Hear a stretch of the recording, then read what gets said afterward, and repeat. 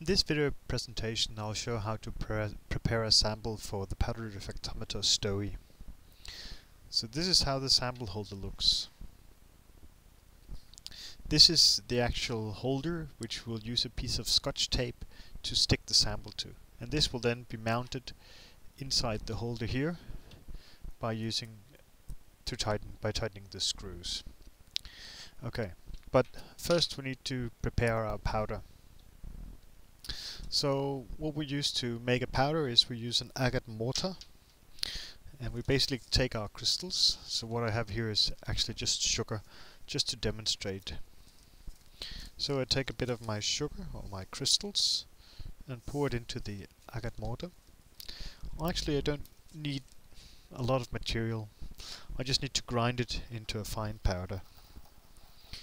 It can be an advantage to use some sort of liquid like ethanol to prevent the grains from jumping too much and not to induce stress. So the trick is now to just finely grind this into a nice and homogeneous powder.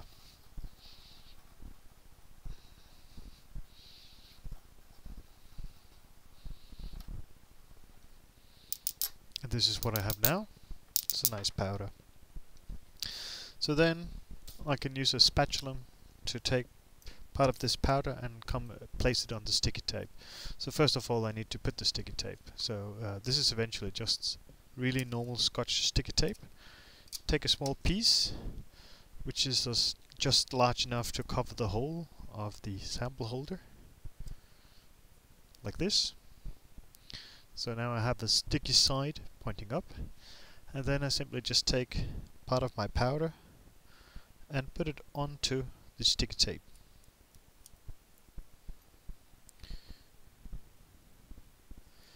And eventually I just want as much powder on my sample holder here as will stick to the sticky tape. So I can just turn it over and hit off the rest that doesn't stick.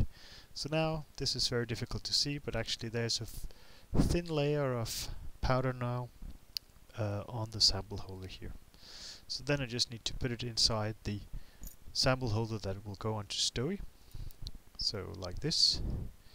And here it's good to have a screwdriver, but if you forgot to take a screwdriver with you to your office, you can use your spatula. This is not something you should do, but anyway. So you just tighten this, and now you have prepared a sample for the STOE powder diffractometer. This will simply be placed in the instrument, and it will be possible to collect the powder refraction pattern.